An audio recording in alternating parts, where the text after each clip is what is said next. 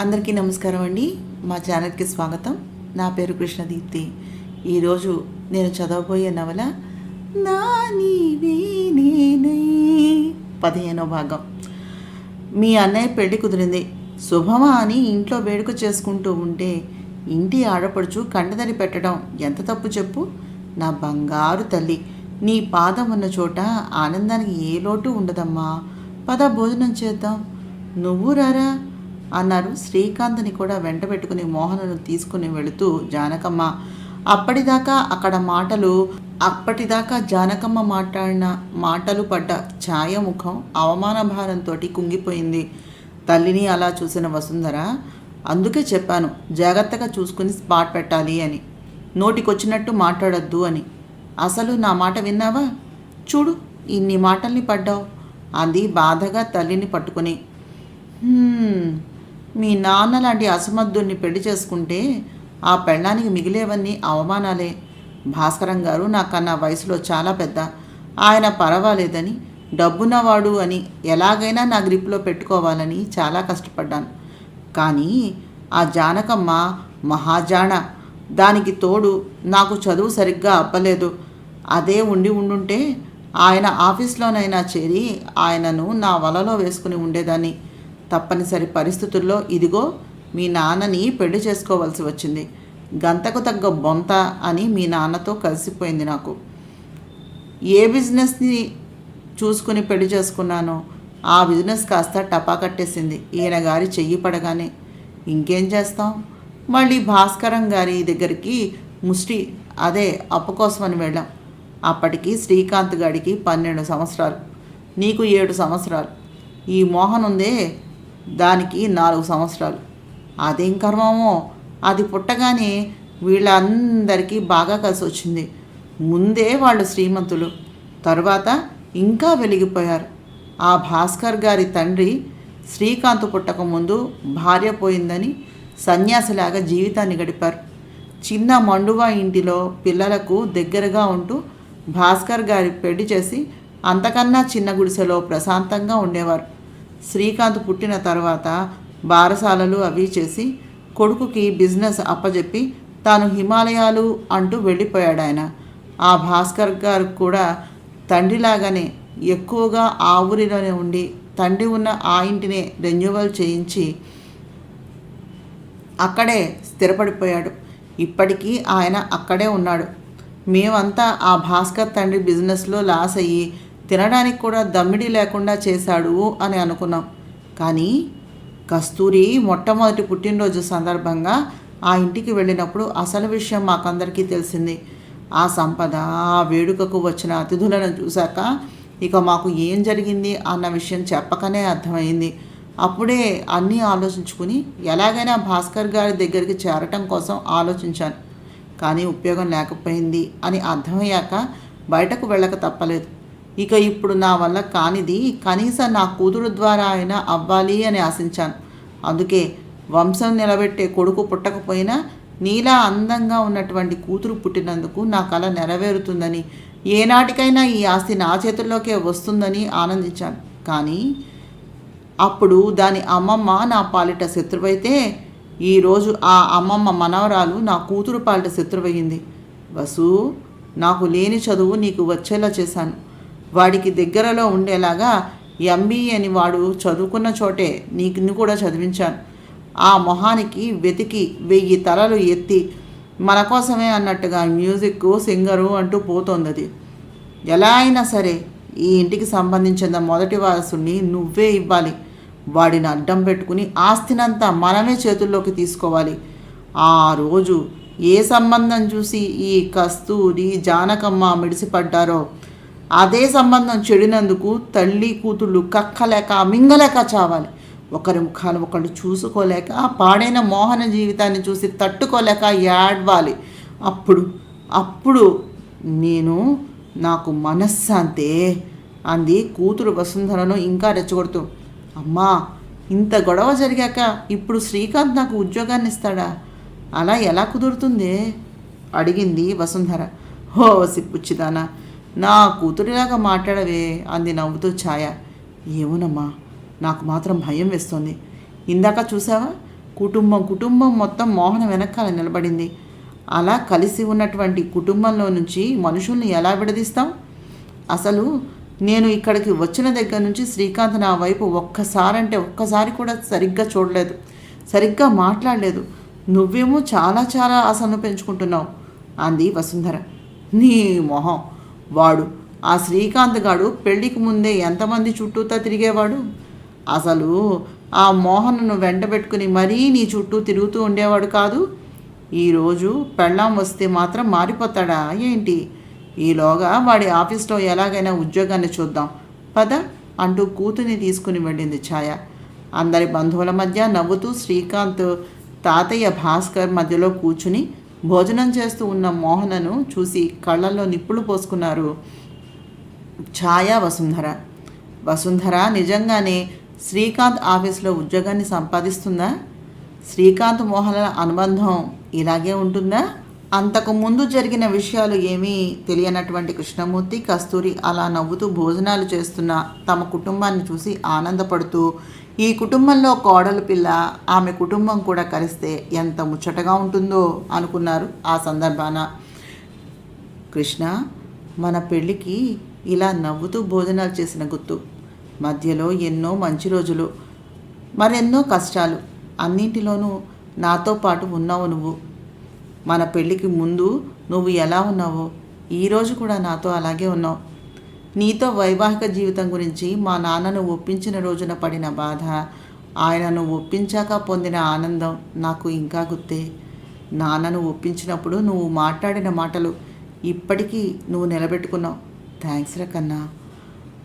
నేను నా పెళ్లి విషయంలో సరైన నిర్ణయాన్ని తీసుకున్నానని ప్రతి క్షణం నాకు అనిపించేలా చేసినందుకు, నా విషయంలో ఏమాత్రము అశ్రద్ధ చూపించక నా ప్రాణంలో ప్రాణంగా నువ్వు కలిసిపోయినందుకు, మోహనను శ్రీకాంత్కు అప్పచెప్పాను, మనోజును మహతికి అప్పచెప్తాను. నా జీవితం తుది క్షణం దాకా నీ చేతుల్లో చెయ్యి వేసి ఇలా ఉంటాను అంటూ కళ్ళల్లో నీళ్లతో, హృదయం ఆనందంతో పొంగిపోతూ ఉండగా అతని చేతిలో చెయ్యి వేసి చెప్పింది కస్తూరి. ఓయ్, ఏమిటి మాటలు ముసలిదానిలాగా? వస్తున్నది కోడలు మాత్రమే, మునిమనవలు కాదు. ఏమీ లేని నాలాంటి వాడిని పెళ్లి చేసుకుని నా కోసం అందరినీ ఒప్పించి వదులుకొని వచ్చినటువంటి నీలాంటి అనుకూలవతి అయినటువంటి భార్య తోడుగా ఉంటే ఎవరైనా ఆదర్శకరమైనటువంటి వైవాహిక జీవితాన్ని గడుపుతాడు. పిచ్చి, ఇంకా మనవల్ని చూడాలి. బారసాలలు, అన్నప్రాసనలు, ఫంక్షన్లు, పుట్టినరోజులు, ఒడుగులు, మధ్యలో మన షష్ఠిపూర్తి కూడా ఉంది కదా, అది అన్నీ జరగాలి. ఇలా ఎన్నున్నాయని అప్పుడే నన్ను ముసలివాడిని చేసి నువ్వు ముసలిదాని వైపోకు. నా పెళ్ళాం నా కంటికి ఇప్పటికీ అలాగే. మొదటిసారి నిన్ను వర్షంలో చూశానే, నా గుండె క్షణం కొట్టుకోవడం ఆగి మళ్ళీ కొట్టుకుంది చూసావా, ఆ రోజులా అంటూ కృష్ణమూర్తి అంటూ ఉండగా, ఏం అల్లుడు గారు ఇంకా అక్కడే ఉంటే అలాగా, రండి భోజనానికి. కుటుంబం అంతా ఒక చోట కలిపి భోజనం చేయకపోతే అది అసలు భోజనం ఎలా అవుతుందయ్యా? ఏదో తిన్నాం అనిపించుకున్నట్టుగా ఉంటుంది. రండి రండి. రామా కస్తూరి, నీ ఇంట్లో నిన్ను నేను పిలవలసి వస్తోంది అంటూ భోజనానికి పిలిచాడు భాస్కర్ గారు. అమ్మా, ఆకలేస్తోందిరా అంటూ పిలిచాడు మనోజ్. పద భోజనం చేద్దాం అంటూ కస్తూరి చెయ్యి అందుకుని నడిచాడు కృష్ణమూర్తి. ఏమిటోయోయ్, మా అమ్మాయి ముందుకు నడవందే నీ అడుగు ముందుకు పడేలా లేదే అంటూ పరాచికాలాడారు భాస్కర్ గారు. ఏముందండి మావయ్య గారు, ఇవన్నీ మిమ్మల్ని చూసుకుని నేర్చుకున్నవేగా. ఈరోజు కూడా మీ ఎడం వైపున మా అత్తగారే కూర్చునున్నారు. పైగా ఆవిడ విస్తరి నుంచి మీరు లడ్డూ కొట్టేయడం నేను చూసేశానండి ఓయ్ అన్నారు సరదాగా కృష్ణగారు. అంతా గొల్లు అని నవ్వేశారు ఆ మాటలు విని. ఇవన్నీ చూసిన వసుంధర, ఛాయ నవ్వండి నవ్వండి, ఈ నవ్వులు ఎన్నో రోజులు నిలవవులే అనుకున్నారు మనసులో కచ్చగా. వచ్చిన వారంతా భోజనాలు చేసి బయలుదేరుతూ ఉండగా, అక్క, నేను మోహన అలా వెళ్ళి వస్తాం, నువ్వు బావగారు హాయిగా రెస్ట్ తీసుకోండి అన్నాడు శ్రీకాంత్. ఇప్పుడెక్కడికి రా, ఇంత రాత్రి వేళ అడిగింది కస్తూరి. ఏమీ లేదు, దానికి చిన్న సర్ప్రైజ్ అంతే. నీకు రేపు ఎలాగో తెలుస్తుందిలే. మళ్ళీ ఈవిడ బయలుదేరే టైం కూడా అయిపోతుంది కదా, ఉండమంటే ఏమో ఈవిడ చిందులు తొక్కుతూ ఉంది అన్నాడు శ్రీకాంత్ మోహన్ వైపు చూస్తూ. అందుకని అంటూ, మోహి నార్మల్ డ్రెస్ వేసుకుంటా, త్వరగా ఇక్కడున్నట్టుగా ఉండాలి అన్నాడు శ్రీకాంత్. అంటూ ముద్దుగా ముఖం పెట్టి ఏదో అనబోయిన మోహన శ్రీకాంత్ సీరియస్గా చూడటం గమనించి, అబ్బా సరేలే మావయ్య, శ్రీవారి ఆజ్ఞ అంటూ ఇష్టం లేనట్టుగా కాళ్ళను పైకెత్తి కొట్టుకుంటూ తన రూమ్ వైపుకు వెళ్ళబోయింది. ఏయ్ అది చీరే, కాసేపు అమ్మాయిలా నడు, చుట్టూతా ఇంకా అందరూ ఉన్నారు, చూసి షాక్ అవుతారు నవ్వుతూ చెప్పింది కస్తూరి. అమ్మా, చివరికి నువ్వు కూడా మీ తమ్ముడు పార్టీయే అంటూ చిందులు తొక్కుతూ వెళ్ళిపోయింది మోహన. మోహన వెళ్ళిందో లేదో గమనించి, అక్క నాకు ఆ వసుంధర ఛాయ అత్త ప్రవర్తన అసలు ఏమీ నచ్చటం లేదు. మోహనని అలాగా కాన్న చేసి అందరిలోనూ అవమానించాలని ప్రయత్నం చేయటం ఏమీ బాగలేదు. అమ్మ అక్కడ ఉంది కాబట్టి సరిపోయింది. వాళ్ళు ఉన్నంత వరకు కొంచెం జాగ్రత్తగా ఉండు అన్నాడు శ్రీకాంత్. ఏమిటో ఆ పిల్ల నిన్ను నిజంగా ఇష్టపడిందో ఏమో. నిజం చెప్పాలంటే మీ మొదటి రాత్రి మిమ్మల్ని గదిలోకి పంపించినప్పుడు ఆ తర్వాత కూడా నేను చాలా బెంగట్టు పెట్టుకున్నాను వీళ్ళ విషయంలో. మీ ఇద్దరిలో ఏ ఒక్కరు సుఖంగా ఉండకపోయినా, ఎవరి కళ్ళలో బాధను చూసినా నా గుండె విలవిలలాడుతుందిరా. మీకు ఇద్దరికీ కలిపి పెళ్లి చేసేదాకా నాన్న అసలు నిద్రపోలేదు. నేనైతే ఎంత కంగారు పడ్డానో. ఆ రోజు కూడా నాకు ఇదే భయం. నువ్వు ఎవరినైనా ఇష్టపడ్డావో ఏమో తెలియదు, అది ఎవరినైనా ఇష్టపడిందేమో తెలియదు. ఇద్దరిని అడిగాను, మేము ఎవరిని ఇష్టపడలేదు అని చెప్పారు. మీ ఇద్దరి మధ్యలో సరిగ్గా సఖ్యత ఏర్పడింది అని తెలిసాక నిజంగా శాంతి శ్వాసను తీసుకున్నాను నేను, తెలుసునా. అమ్మ రోజు నాకు ధైర్యం చెబుతూనే ఉండేది, కానీ ఈ తల్లి మనసు ఆగలేదురా తమ్ముడు. అయినా వయసుకు వచ్చిన వాడివి, కూతుని వెనకేసుకొచ్చి నిన్ను ఎక్కడ తక్కువగా చూస్తున్నాను అని అనుకుంటావో అనే భయం. నిజంగా నిన్ను అడగడానికి కూడా సంకోచించాను తెలుసా అంది కస్తూరి కళ్ళల్లో నీళ్లతోటి. అక్క, ఇంత మంచి సమయంలో నీ కళ్ళల్లో ఈ కన్నీరేమిటి అడిగాడు శ్రీకాంత్ తన అక్కని కౌగిలించుకుని ఆవిడ కంటి నీళ్ళను తుడుస్తూ. తప్పులేదురా శ్రీ, నీ దగ్గర ఈ గుండె భారం చెప్పుకోకపోతే ఇక ఈ బతికెందుకు చెప్పు. మనోజ్ అన్నీ తెలిసినవాడు, లౌక్యం కలవాడు. ఏ పని ఎవరి చేత చేయించుకుంటే బాగుంటుందో వాళ్ళ చేత చేయించుకునేవాడు. కానీ మోహన్ అలాంటిది కాదు. అది ఒక్కసారి కష్టమని అరిచామంటే రెండోసారి మన వైపు చూడడానికి కూడా ఆలోచిస్తుంది. దాని గుండెల్లో బాధను చెప్పుకోవడానికి కాదు కదా, కనీసం మనతో మామూలుగా మాట్లాడడానికి కూడా వెనక ముందు ఆలోచిస్తూ ఉంటుంది. అంతెందుకు, నీ పెళ్ళయ్యాక నేను దానికి ఇచ్చే ఏ విషయం మీద నన్ను అడగటం జరగలేదు. కూతురికి పెళ్లి చేస్తే పుట్టిల్లు పరాయిదవుతుంది అంటారు, కానీ కూతురే పరాయిదవుతుందని అనుకోలేదు. చిన్నప్పటి నుంచి నీ పక్కనే పెరిగిన పిల్ల. ఈరోజు కూడా నీతో పాటు శ్రీ, నేను ఇంకేమీ అడగనురా. కన్నది అమ్మైనా నేనే నిన్ను కొడుకులా పెంచాను. అల్లుడివైనా తమ్ముడివైనా అన్నీ నువ్వే. నా కూతుర్ని నిజంగానే నీ చేతుల్లో పెట్టానురా. దాని కళ్ళల్లో ఆనందానైనా బాధనైనా అర్థం చేసుకున్నవాడివి, అర్థం చేసుకోవలసిన వాడివి. అది జాగ్రత్తరా అంటూ ఉండగా, ఏంటమ్మా ఇంకా మీ అక్క తమ్ముళ్ళ మాటలు అవ్వలేదా అంటూ తెల్లని పంజాబీ సూట్లో వచ్చింది మోహన. చెవులకు ముత్యాల కమ్మలు, మెడలో ఒంటిపేట ముత్యాల గొలుసు, చేతికి ముత్యాలు పొదిగిన గాజులు, పెద్ద జుట్టు సింపుల్గా అల్లి గోవర్ధనం పువ్వును జడకు ఒక వైపున పెట్టి తయారై వచ్చిన మోహన్ను చూసి, వావ్ మోహి మెటికలు విరిచింది మోహన నాయనమ్మ.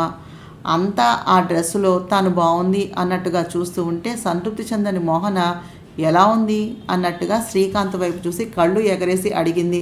శ్రీకాంత్ కావాలని మోహన తనకి చేస్తున్న సైగలు అర్థం కానట్టుగా చూసి వాచ్ వైపు ఒకసారి చూసుకుని, చాలా టైం అయింది, రా మోహన, ఈ మాత్రం రెడీ అవ్వడానికి ఇంత ఆలస్యం చేయాలా అంటూ మోహన చెయ్యి పట్టుకుని, వెళ్ళొస్తా అక్క అని అరుస్తూ గబగబా కార్ పార్కింగ్ వైపు వెళ్ళాడు.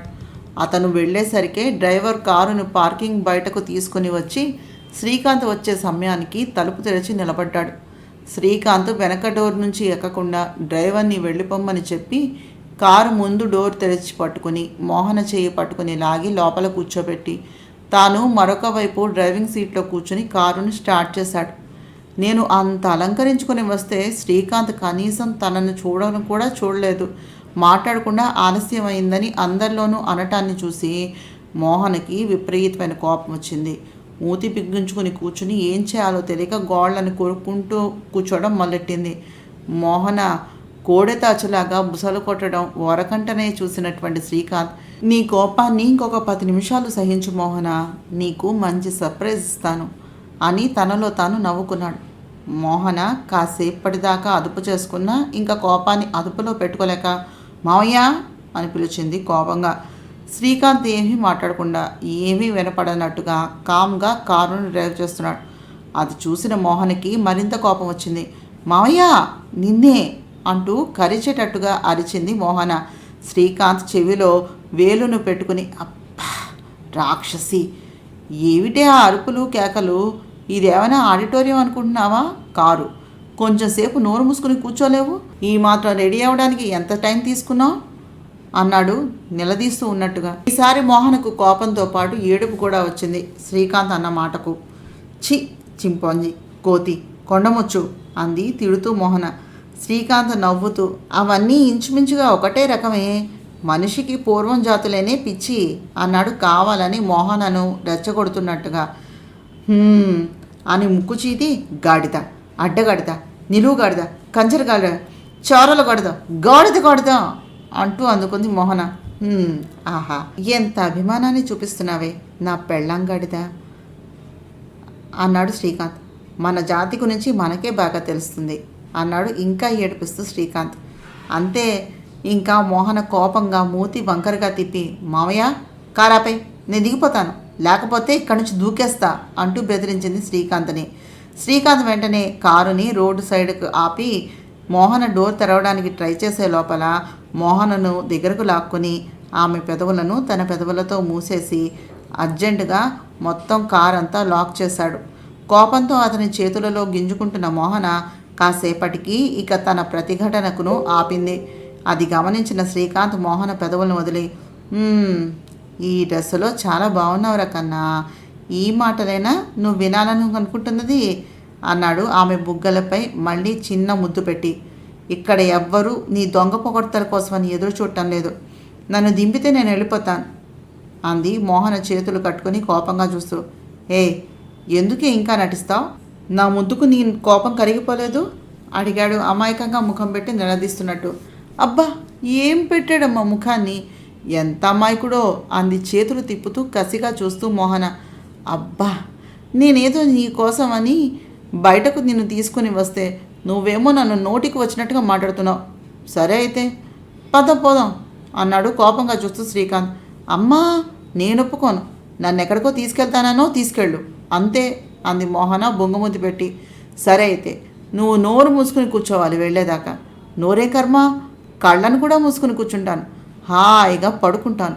ఎక్కడికి తీసుకుని వెళ్తావు అనుకుంటున్నావో అక్కడికి తీసుకుని వెళ్ళాక నన్ను లేపు అంది ఒళ్ళు విరుచుకుంటూ మోహన. కర్మ, నా అలాంటి బతుకు ప్రపంచంలో ఎవ్వరికీ ఉండకూడదు. అయితే మొగుడిని చేసి ఆడుకుంటుంది, లేదా మావయ్యని చేసి వాడుకుంటుంది. మొత్తానికి నా బతుకుతోటి అనుకుంటూ ఉండగా మావయ్య అంటూ శ్రీకాంత్ షర్టు పట్టుకుని లాగుతూ, తినడానికి ఏమైనా ఉన్నాయా? చాలా ఆకలిగా ఉంది అడిగింది మోహన. అబ్బా అంటూ ఒక్కసారిగా వచ్చేసాడు చిరాకేసి శ్రీకాంత్. అతని అరుపులకి నవ్వుతూ, నీకేనా వచ్చింది నన్ను ఏడిపించడం? నేను నీ మేనకోడలను ఈ శ్రీకాంత్ అంటూ శ్రీకాంత్ చేతిని తన చేతులతో చుట్టేసి అతని భుజానికి తన తలను ఆనించింది మోహన నవ్వేస్తూ. నేను చిన్నప్పటి నుంచి వేసిన అన్ని వేషాలకి సరిపడా భగవంతుడి శిక్షగా నిన్ను నా మెడకు కట్టేశాడే తల్లి. మన పెళ్ళికి ముందు మనం చేసిన అల్లర్లు అన్నీ ముందే తెలుసుకున్న వాళ్ళు మనకి భాగస్వామిగా రావడం కన్నా పెద్ద శిక్ష ఇంకెవరికైనా ఏదైనా ఉంటుందా? ఈ జన్మకు తప్పించుకోలేను అన్నాడు నవ్వుతూ శ్రీకాంత్. ఈ జన్మకు కాదు కదా, పై జన్మలోనూ నిన్ను వదిలిపెట్టనయ్యా శ్రీకాంతు అంటూ శ్రీకాంత్ బుగ్గ మీద ముద్దు పెట్టుకుంది మోహన. ఒకరి మీద ఒకరికి దాంపత్యంలో ఉండవలసింది నమ్మకము, ప్రేమ, గౌరవం. అటువంటి ఆలుమగల మధ్యన వచ్చినటువంటి చిన్న చిన్న తగాదాలు వారిద్దరి మధ్యన అన్యోన్యతను పెంచడానికే అన్నట్టుగా ఎండ వానల్లాగా వస్తూ పోతూ ఉంటాయి. ఆ గిల్లి కజ్జాలు లేకపోతే సరదా ఏముంటుంది చెప్పండి.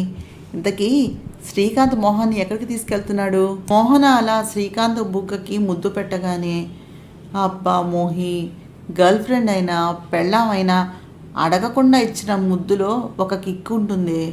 అది అనుభవిస్తేనే తెలుస్తుంది తెలుసా. మనం చేరవలసినటువంటి ప్లేస్ వచ్చేసింది.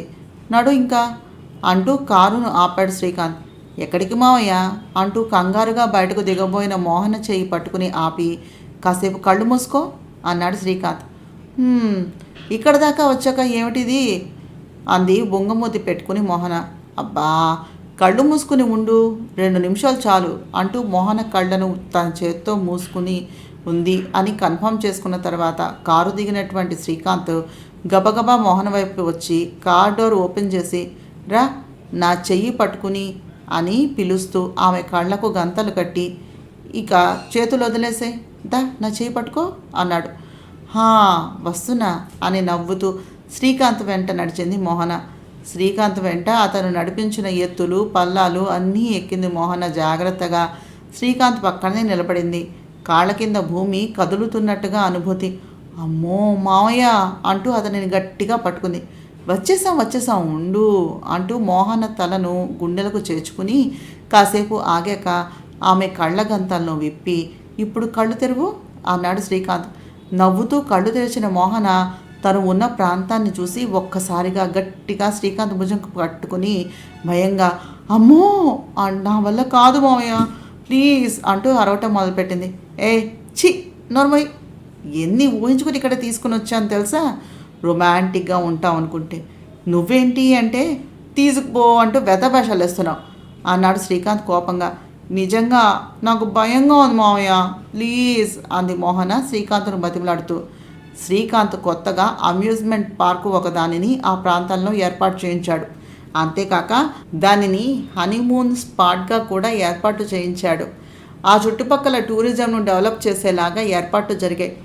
ఈరోజు రాత్రంతా అమ్యూజ్మెంట్ పార్కులో మోహనతో పాటుగా సరదాగా గడిపి మర్నాడు మధ్యాహ్నానికి మోహనను తన క్యాంపు దగ్గరకు డ్రాప్ చేయాలి అనేది శ్రీకాంత్ ప్లాన్.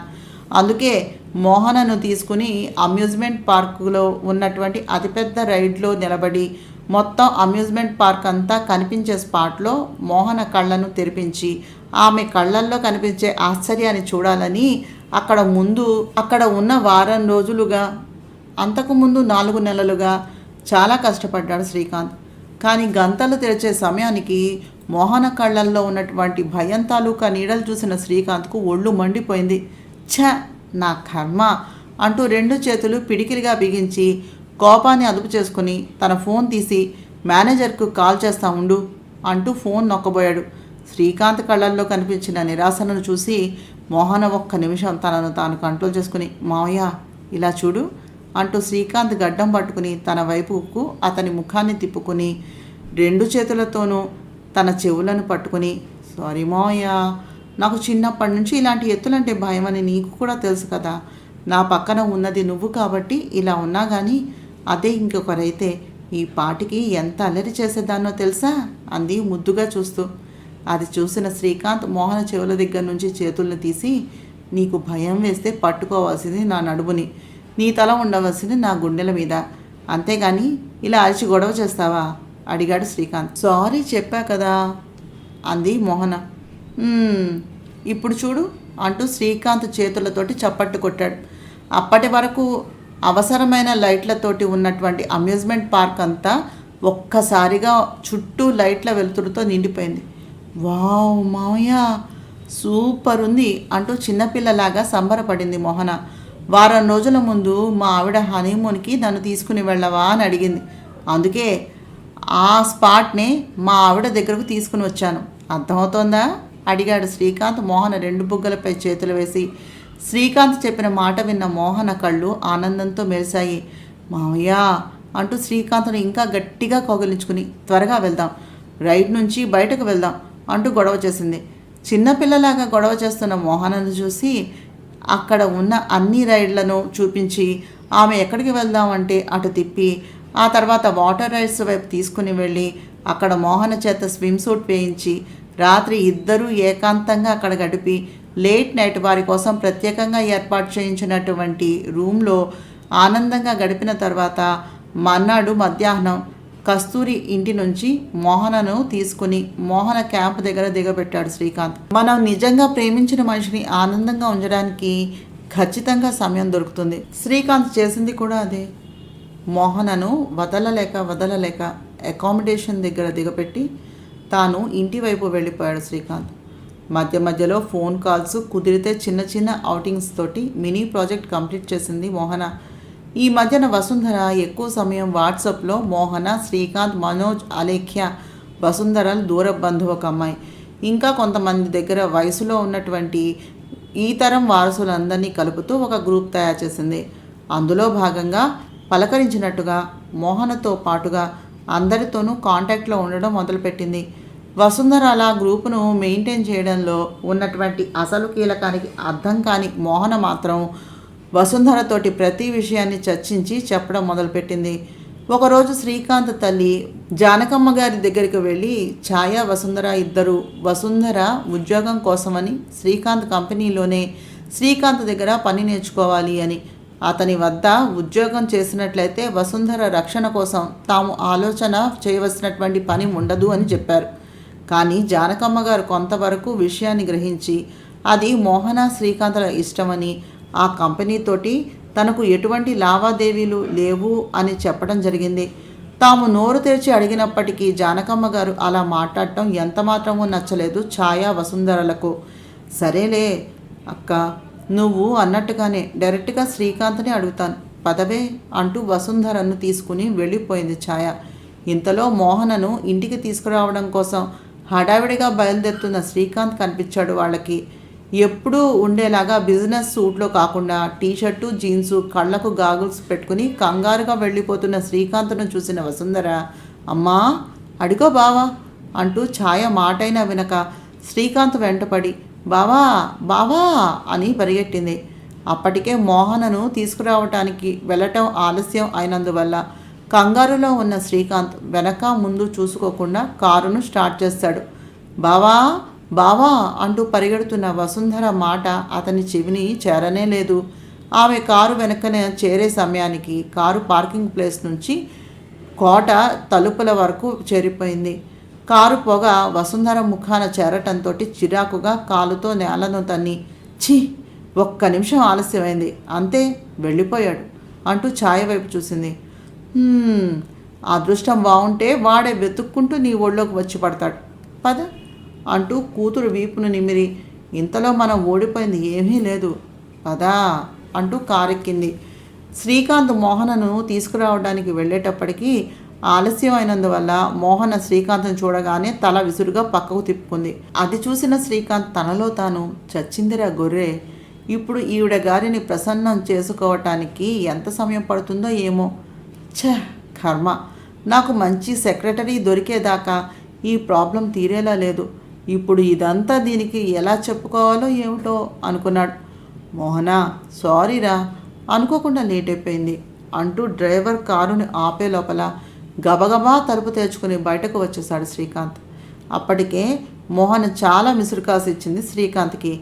నేను నీకు మధ్యాహ్నం నుంచి ఫోన్ చేస్తున్నాను తెలుసా, నీకు మీ ఆఫీస్లో మీటింగ్స్ ఉండొచ్చు, చాలామంది క్లయింట్స్ ఉండొచ్చు, అంతకన్నా ఎక్కువ ఆఫీస్ స్టాఫ్ కూడా ఉండొచ్చు, ఎంతమంది నీతో ఉన్నా నీకు ఉన్నది ఒక్క పెళ్ళం, దానిని ఇంటికి తీసుకుని వెళ్ళాలంటే అందరికన్నా ముందు ఉండవలసింది పోయి 2 గంటలు ఆలస్యంగా వస్తావా, పైగా రోజు వచ్చేయి అంటూ నిజంగా ప్రేమ ఉన్నట్టుగా ఫోన్లో పాడుగోలా నువ్వును, అంతా యాక్షన్ అంటూ ముఖం తిప్పుకొని క్యాంపస్ బయటకు లగేజ్ లాగలేక నడుస్తున్న మోహన చేతిని పట్టుకుని ఆపుతూ, మోహి, ప్రపంచంలో ఎవరి ముందైనా యాక్షన్ చేస్తానేమో, ఎవరి ముందైనా అబద్ధాన్ని చెప్తానేమో, కానీ నీ ముందు నీతో అసలు నువ్వెలా ఊహించావు? సడన్గా 4 రోజుల ముందు నా ఆఫీస్లో పనిచేసే సెక్రటరీ హెల్త్ బాగలేదు అంటూ రిజైన్ చేసింది. ఆమెకు ఉన్నది పెద్ద ప్రాబ్లం కూడా కాదు, కానీ వాళ్ళ ఫ్యామిలీ కూడా నన్ను రిక్వెస్ట్ చేయడంతో పంపించేశాను. నీకు తెలుసుగా, ఇన్ని కంపెనీలను మెయింటైన్ చేయాలంటే పర్సనల్ సెక్రటరీ కంపల్సరీ ఉండాలి. ఈ 4 రోజుల్లోనూ నాకు వర్క్ ప్రెషర్ ఎంత పెరిగిందో తెలుసా అంటూ ముద్దుగా జాలిగా ముఖం పెట్టి మోహన ముఖం తన వైపు తిప్పుకొని, మోహి ప్లీజ్, నేను అన్నం కూడా తినకుండా నీ కోసం వచ్చేసానే, ఆకలిగా ఉందిరా, ఎక్కడికైనా వెళ్దాం పదా అడిగాడు శ్రీకాంత్. అంతే, అంతవరకు ఉన్న కోపం ఎటుపోయిందో తెలియలేదు మోహనకి. చేతుకున్న గడియారంలో టైం చూసుకుంది. అప్పటికి టైం మధ్యాహ్నం 4. సారీ బేబీ, ఇదంతా నాకు ఎలా తెలుస్తుంది చెప్పు, ముందు ఏదైనా తిందాం పదా అంటూ శ్రీకాంత్ చెయ్యి పట్టుకుని కారెక్కింది. బేబీనా అడిగాడు శ్రీకాంత్. ఆ బేబీనే. ఇంకో కొత్త బేబీని ఎక్కడి నుంచి తెచ్చుకోమంటావు అడిగింది మోహన కోపంగా చూస్తూ. అయినా ఈ బేబీ ఎక్కడి నుంచి స్టార్ట్ అయింది బేబీ అని మోహన భుజాల చుట్టూ చేతులు వేసి తన వైపుకు లాక్కుంటూ అడిగాడు శ్రీకాంత్.